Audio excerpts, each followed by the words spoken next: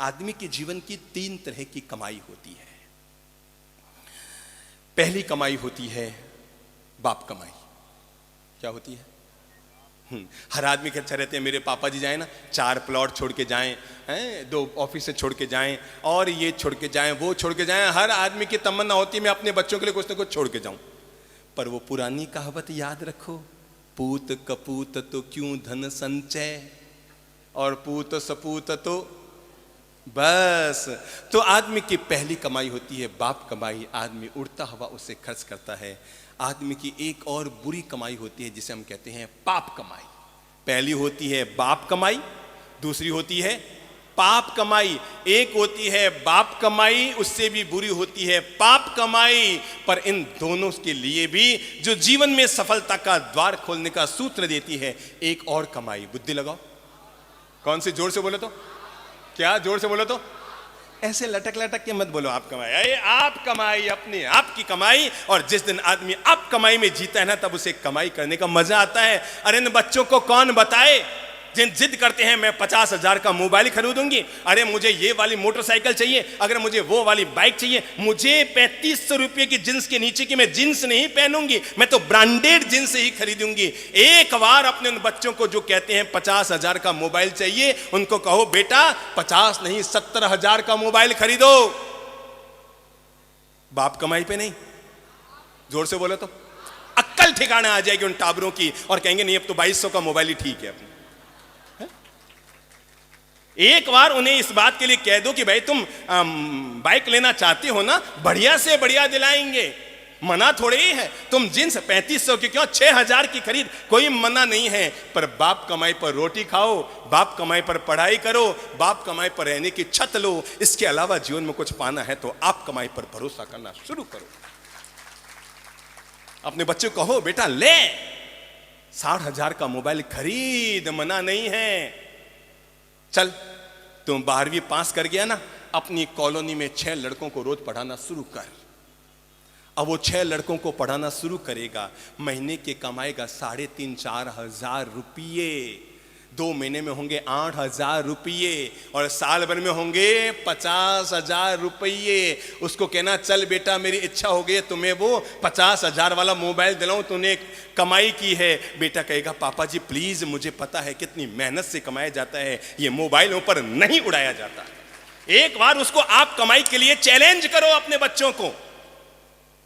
ये बाप कमाई पर उन्होंने बहुत मजे उड़ा लिए, एक बार उन्हें चैलेंज करो बेटा ले, तू तो 50,000 का कहता है, जो पसंद हो ले, पर एक बार आप कमाई करनी शुरू कर, तब तुम्हें पता लगेगा कि कैसे 50,000 का मोबाइल खरीदा जाता है और कैसे 19,000 की साड़ी खरीदी जाती है। एक बार खुद अपनी मेहनत से आदमी पैसा कमाए ना, तो आदमी को पता लगे। मैंने कहा बाप कमाई को भी छोड़ो, पिता जो छोड़कर जाए ना आप लोगों के लिए, मेरे भाइयों और बहनों, जो आपके बड़े बुजुर्ग आपके लिए छोड़कर जाएं, बाप की कमाई बहन के बराबर होती है।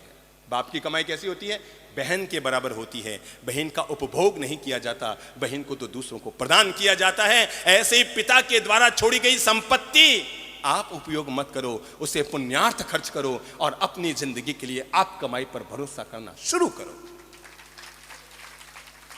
खुद की कमाई पर, अपने आप की कमाई पर, अपने आप पर भरोसा करना शुरू करो। और जिस दिन आदमी को अपने आप पर भरोसा हो जाएगा, न जीत है न हार है, ये सब तो मन के परिणाम है।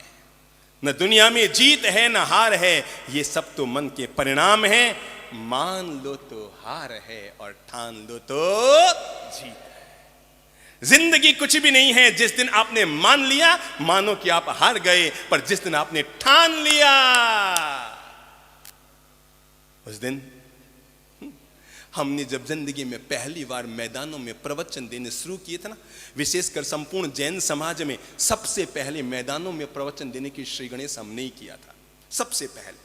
उससे पहले कोई संत मैदानों में अपने अपने थानक उपासनाओं में प्रवचन दिया करते थे। और जिस दिन हमने मैदानों में प्रवचन देना शुरू किया, देश में हमारी मजाक उड़ाई गई थी। ये क्या मैदानों को भरेंगे, अरे किराए पर टेंट तो बांध लेंगे, पर किराए पर लोग कहां से लाएंगे।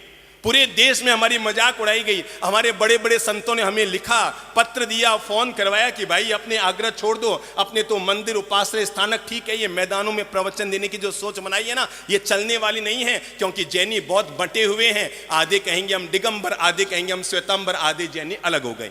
आधे कहेंगे हम मंदिर वाले, आधे कहेंगे हम मुपत्ति वाले, आधे जैनी अलग हो गए। मंदिर वाले आधे कहेंगे हम खरतरगज के, आधे तपागज के, आधे जैनी अलग हो गए। कहने लगे जैन समाज इतना बड़ा हुआ है, इतना बटा हुआ है, क्या तुम जैनियों के भरोसे पंडाल भर पाओगे? और तब हमने इस बात को चैलेंज लिया। हमने कहा जैनियों के भरोसे न भर पाए पर 36 कौम के भरोसे जरूर भर पाएंगे। मान लो तो हार है पर ठान लो तो जीत है। जिंदगी की कहानी इतनी सी है, जिंदगी का अध्याय इतना सा है, जिंदगी की भूमिका और उपसंहार इतनी सी है। जिस दिन आप मान लो कि अब मुझसे नहीं हो सकता, मैं नहीं कर सकता, मुझसे नहीं होगा, तो मान लो कि वो हार है। पर जिस दिन आपने ठान लिया है करेंगे करेंगे, ये हमारा जो चौमासा हुआ है ना, अगर ये मान लेते ना तो नहीं होने वाला था। क्यों जी? अगर आप मान लेते ठीक है, बाप जी के तो बहुत देश में शहर वाले हैं, करा लेंगे, बहुत उनके तो विनतियां कई जगह चले जाएंगे। मान लेते कि ठीक है, जब गुरु जी को सुविधा होगी तब यहां आ जाएंगे, तो शायद 12 साल भी नंबर। पर ठान लिया। क्या किया? ठान लिया। जब मानोगे तो हार हो जाएगी, पर ठानोगे तो जीत हो जाएगी।